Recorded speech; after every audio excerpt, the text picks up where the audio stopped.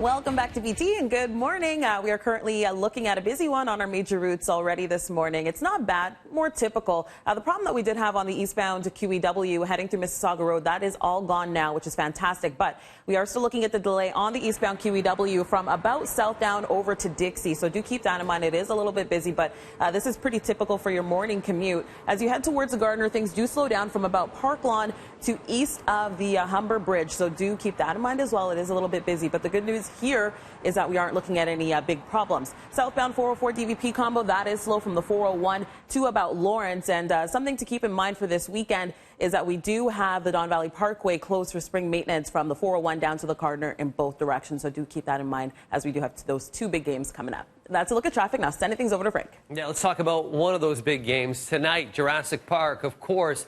It kicks off at 8:30. That's the official start of game time. But I'm giving you 7 o'clock because many will be making their way down to Jurassic Park at that time. Looks like it's going to be dry. By about 7 p.m., we'll start to get out of some of the humidity as well, 20 degrees. At 11 o'clock, we'll see partly cloudy skies. It'll be nice, 15 winds at that time, nice and light. We have lots of warmth on the way for the city of Toronto. We're starting to see that move its way in. Already this morning, Windsor's at 17. We're currently at 10.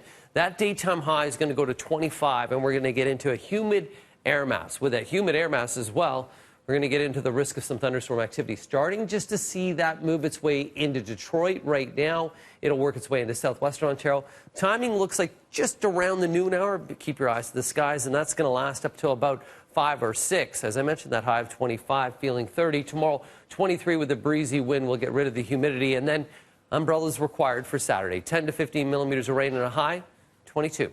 Now it's on to your news. In our top story this morning, crews, they seem to have the upper hand on a 3-alarm blaze at the abandoned Peacock Hotel, which is in the Junction. And those who are forced from some neighboring apartments now allowed back into their homes. Let's get live to our Tammy Sutherland. She's been there all morning long.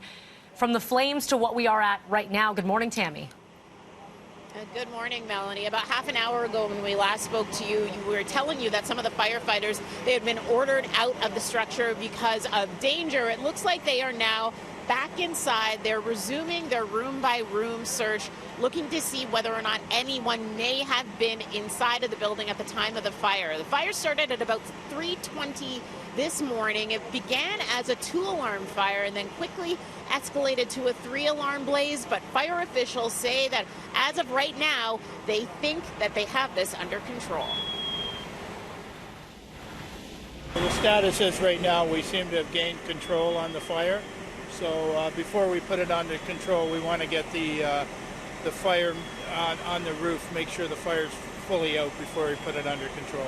When I arrived here, all flames were coming out of all these windows, and the crews did an aggressive interior attack, and they did a great job to stop this fire.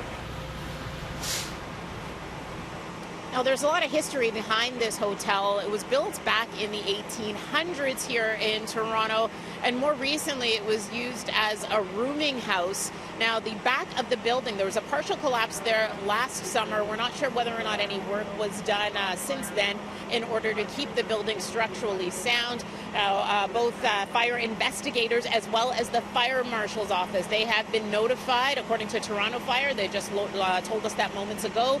So again, those investigators will be looking into a cause and determining whether or not this is something that is suspicious. Mel, I'll send it back to you. All right, Tammy Sutherland, thank you so much for that. Time now 6:35. Still no relief from some wild weather that's been hitting the central and Midwest U.S. More tornadoes ripping through yesterday, killing at least 3 people. Have a look at the aftermath. This is near Golden City, Missouri.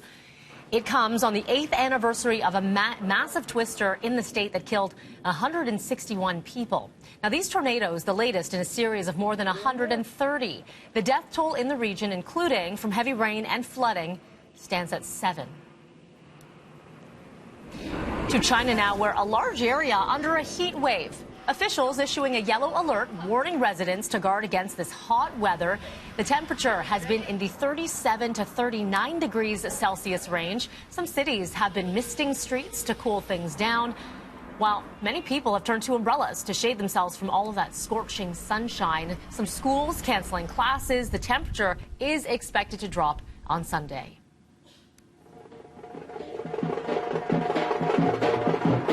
In India, Narendra Modi is set to be re-elected as prime minister in a historic landslide victory. Hundreds of millions of votes are being counted in the country's marathon general election.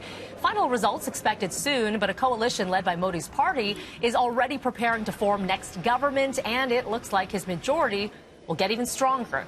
Indian stocks are hitting record highs on this news, and Modi has promised to cut red tape and boost domestic and foreign investment.